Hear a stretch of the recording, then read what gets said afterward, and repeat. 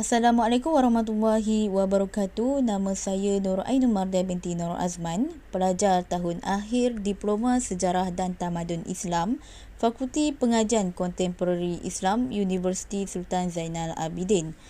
Di bawah subtema Sejarah dan Tamadun Islam, saya akan membentangkan tentang kegemilangan dinasti Ayyubiyah ketika zaman pemerintahan Sultan Salahuddin Al-Ayyubi. Dalam slide ini, saya akan membentangkan tentang 6 perkara, iaitu yang pertama, pengenalan, yang kedua, pernyataan masalah, yang ketiga, objektif, yang keempat, metod kajian, yang kelima, hasil kajian, dan yang terakhir adalah kesimpulan.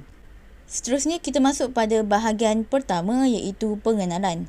Dinasti Ayyubiyah merupakan sebuah dinasti berlatar belakang Sunni yang berkuasa di Mesir, Syria, sebahagian Yaman, Iraq, Mekah, Hijaz dan Diyarbakir, iaitu wilayah tenggara Turki. Pusat pemerintahan dinasti Ayyubiyah terletak di Kahirah, Mesir. Tempoh pemerintahan dinasti ini adalah bermula pada tahun 569 Hijrah atau 1174 Masihi sehingga tahun 650 Hijrah atau 1252 Masihi. Dinasti Ayyubiyah diasaskan oleh Sultan Salahuddin Al-Ayyubi atau nama sebenar beliau ialah Al-Nasir Salahuddin Yusuf Ibnu Ayyub dan lebih dikenali di Eropah dengan nama Saladin. Selain dikenali sebagai seorang panglima perang yang tangguh, Sultan Salahuddin Al-Ayyubi juga telah mendorong banyak kemajuan dalam pelbagai bidang seperti bidang politik, agama, pendidikan, ekonomi dan banyak lagi. Dinasti Ayyubiyah berkuasa anggaran selama 75 tahun dan sepanjang 75 tahun pemerintahan tercatat di dalam sejarah seramai 9 orang khalifah yang pernah menjadi pemerintah dinasti Ayyubiyah. Berikutnya, bahagian kedua adalah pernyataan masalah. Yang pertama, bagaimana pemerintahan dinasti Ayyubiyah. Yang kedua, bagaimana peradaban Islam mengalami kemajuan pada masa pemerintahan dinasti Ayyubiyah.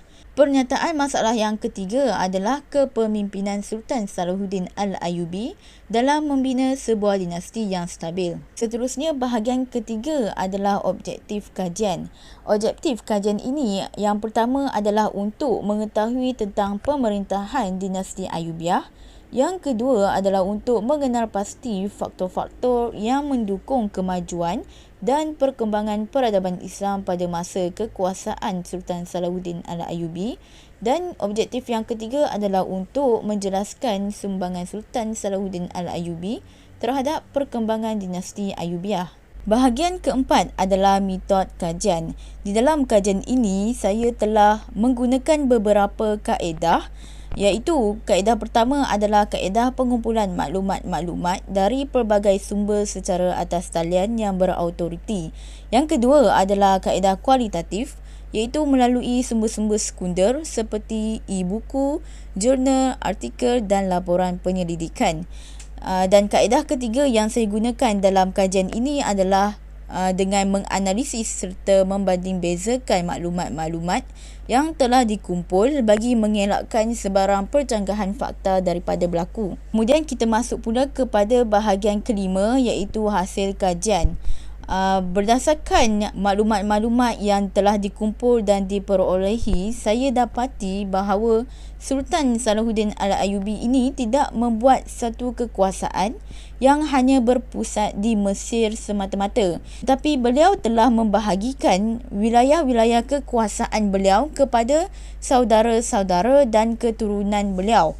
Hal ini telah mengakibatkan munculnya beberapa cabang dinasti Ayyubiyah seperti Kesultanan Ayyubiyah di Mesir, Kesultanan Ayyubiyah di Damsyik, Keamiran Ayyubiyah di Aleppo, Kesultanan Ayyubiyah di Hamah, Kesultanan Ayyubiyah di Hum, Kesultanan Ayyubiyah di Mayafarikin, Kesultanan Ayyubiyah di Sinjar, Kesultanan Ayyubiyah di His Kaifa, Kesultanan Ayyubiyah di Yaman dan Keamiran Ayyubiyah di Kerak. Kemudian, faktor-faktor yang dapat dilihat berkenaan bagaimana peradaban Islam pada zaman pemerintahan dinasti Ayyubiyah adalah faktor yang pertama merupakan sokongan daripada masyarakat Mesir itu sendiri.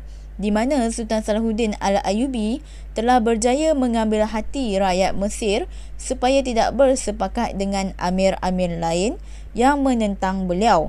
Beliau memberikan bantuan yang melimpah ruah kepada rakyat dan berurusan dengan mereka dengan lemah lembut dan penuh toleransi. Hal ini telah menyebabkan beliau amat disukai dan dikasihi oleh rakyat jelata. Faktor kedua pula adalah kekuatan ketenteraan yang kukuh. Di mana kekuatan ketenteraan ini meliputi perekrutan bala tentera, ketenteraan yang strategik dan taktik serta strategi perang bala tentera Sultan Salahuddin Al-Ayyubi yang dipraktiskan oleh beliau semasa menghadapi musuh-musuh yang menentang beliau. Faktor terakhir yang menjadi pendukung kepada kemajuan dan perkembangan peradaban Islam pada zaman pemerintahan Sultan Salahuddin Al-Ayyubi adalah Sultan Salahuddin Al-Ayyubi telah menjalinkan kerjasama dengan dinasti-dinasti lain seperti kerjasama dengan Khilafah Abbasiyah, kerjasama dengan Kekaisaran Byzantine, kerjasama dengan kelompok Hashashin dan kerjasama dengan dinasti Muwahhidun di Maghribi. Selain itu, hasil kajian yang saya dapati juga adalah selama tempoh pemerintahan Sultan Salahuddin Al-Ayyubi telah melaksanakan suatu kebijakan dengan mempromosi pendidikan dan keagamaan Sunni yang kuat menggantikan fahaman Syiah. Beliau juga telah memperkenalkan sekolah jenis madrasah ke negeri Jerusalem dan Mesir seperti Madrasah Nasriyah, Qamhiyah, Suyufiyah dan Syalaniyah. Beliau juga telah mengubah Masjid Al-Azhar menjadi madrasah agama dan mengajarkan mazhab Sunni serta mewakafkan sebanyak 32 buah kedai untuk dijadikan sekolah dan turut membiayai gaji guru. Di dalam bidang ekonomi pula, beliau menjalinkan hubungan diplomatik dengan pemerintah wilayah Muslim lain dan membina benteng kota sebagai benteng pertahanan di Kahirah dan Bukit Muqattam. Di samping beliau juga menggiatkan perdagangan dengan kota-kota di Laut Tengah dan Lautan Hindi. Di dalam bidang pertanian pula, Sultan Salahuddin Al-Ayyubi telah membangunkan sebuah sistem pengairan dan mata air untuk mengairi tanah-tanah pertanian, membina terusan dan meratakan jalan. Dalam bidang perindustrian, beliau telah mengembangkan industri pengolahan kulit haiwan, industri sabun, industri penenunan serta penyulingan zaitun dan minyak bijan. Sultan Salahuddin Al-Ayyubi turut mendirikan benteng-benteng, membangun pertahanan dan merenovasi pelbagai bangunan serta membangun setiap projek yang mendatangkan keuntungan kepada negara dan kesejahteraan kepada rakyat beliau. Di dalam bidang kesihatan, saya dapati Sultan Salahuddin Al-Ayyubi telah membina sebuah hospital iaitu Bimaristan Al-Atiq yang diubah suai daripada Dewan Istana yang dibina oleh Al-Aziz bin Al-Muiz. Tambahan lagi, sebuah gedung ubat-ubatan turut disediakan bagi membolehkan ubat diagihkan mengikut grade yang ditetapkan kepada para pesakit. Hospital tersebut juga mempunyai ruang khas untuk pesakit wanita. Wad pesakit mental disediakan jaring besi bagi mengelakkan pesakit lain terganggu. Hasil kajian yang terakhir yang saya dapati adalah Sultan Salahuddin Al-Ayyubi banyak berusaha menyebarkan agama Islam. Oleh itu, beliau mengambil berat tentang keutuhan dan kesucian agama Islam. Beliau telah mendirikan masjid di merata-rata tempat di mana masjid telah dijadikan sebagai pusat pembelajaran khususnya ilmu keagamaan seperti ilmu tafsir. Contohnya seperti Masjid Amru Al-As. Bahagian keenam adalah kesimpulan. Secara kesimpulannya terbukti bahawa dinasti Ayyubiyah di bawah pimpinan Sultan Salahuddin Al-Ayyubi telah mencapai suatu tahap kegemilangan bagi peradaban Islam di Mesir. Kebijakan yang dibawa oleh beliau telah berjaya mengubah masyarakat Mesir yang sebelumnya berfahaman Syiah kepada fahaman berlandaskan Ahli Sunnah wal Jamaah. Oleh itu, kajian berkaitan dinasti ini merupakan suatu alternatif bagi memperkenalkan kewibawaan seorang tokoh iaitu Sultan Salahuddin Al-Ayyubi yang bukan sahaja terkenal sebagai seorang panglima perang yang tangguh tetapi juga seorang pemimpin yang telah membawa banyak kemajuan dan pembangunan kepada peradaban Islam di Mesir.